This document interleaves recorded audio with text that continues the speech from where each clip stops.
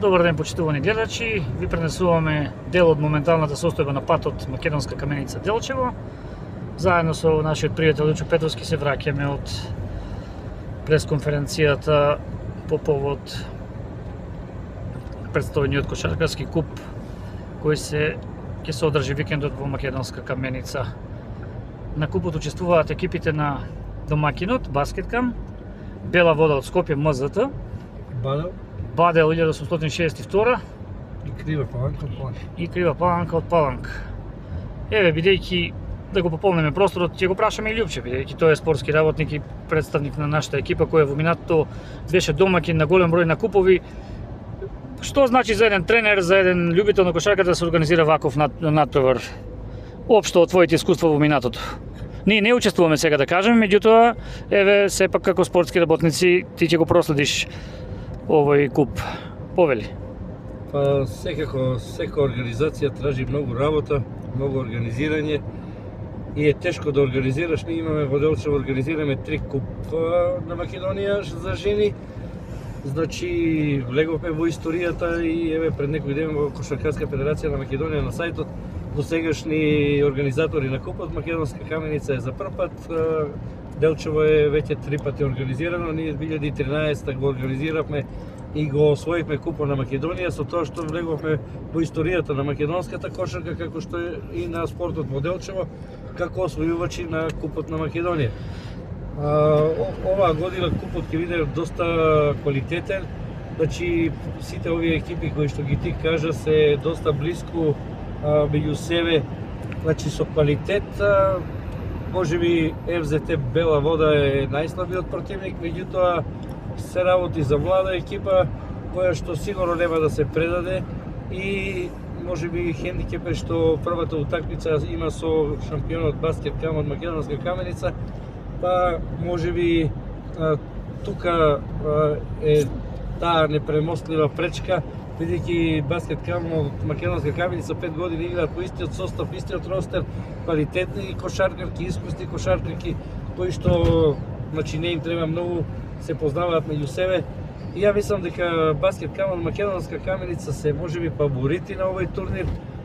Сигурно се фаворити на хартија, меѓутоа Бадел, кој што претходното коло ги победи Паланка од Крива Паланка, значи на домашен терен доста убедливо.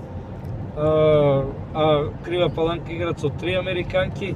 Значи веќе Бадел ја истакнува кандидатурата да се умеша во финале. Значи бидејќи до пред таа утакмица сите мислевме дека Паланка и Баскеткам ќе играат финале. Сега ја мислам дека втората утакмица ќе биде многу, значи посилна и појака меѓу Бадел и Крива Паланка и сите љубители на кошарката од градот Делчево кои ја сакаат кошарката, посебно женската кошарка, би им препорачал да бидат во салата Методи Димитревски Брицо во Каменица и да можат да проследат многу квалитетни натпревари и пред се, значи да бидат дел од една историја од финале на Купот на Македонија за 2025 и 2026 година. Благодарам многу, еве тоа беше коментарот на нашиот тренер Љупчо Петровски. Ако дозволи еве батеријата, ние продолжуваме и понатаму да се напреваруваме во првата лига. По одличната утакмица, одличниот натпревар со Спорт Тим, игравме и добра натпревар со Баскеткам, водевме некаде на почетокот на натпреварот во 2 наврати. Сега ни преостануваат уште 6 натпревари, 7 некаде, и потоа е разигрувањето. Правично, иако требаше со Спорт Тим да играме, се сменија можеби работите. Еве, кратко половина минута за тоа што следува. Па еве имаме уште едно коло од регуларниот дел, после идеме Орловоджо, каде што имаме 7 кола, каде што играме секој со секој. Можеби ние игравме за да победиме повеќе од 8 коша разлика, ги победивме Спорт Тимот Неготино со 19 коша разлика, мислејќи дека подобриот скор ќе не донесе да третата утакмица играме во Делчево, меѓутоа Бергеровиот систем значи жребување носи промени. За Орловоджото носи промени и сите правопласирани екипи или подобро пласирани екипи играат дома. Само седмата подобро пласирана екипа игра у гости со 8-миот тим на табелата или последниот, што за мене не представува хендикеп, бидејќи мислам дека за месец ден екипата ќе игра уште подобро, ќе бидеме поуиграни и двете американки останаа во ростерот. Тука е Ина Рашова, искусна кошаркарка од Бугарија, а во орловоджото може да играат три странкињи, така да мислам дека имаме реални шанси да останеме и се надевам дека со добра игра не само што ќе останеме, него да изненадиме некој и да играме во осмина, четвртфинале, зашто да не да бидеме и погоре пласирани на табелата. Ти благодарам. Тоа беше се од овој разговор и мајки предвид дека немаме веќе батерија. Поздрав од македонска каменица на пат кон Делчево.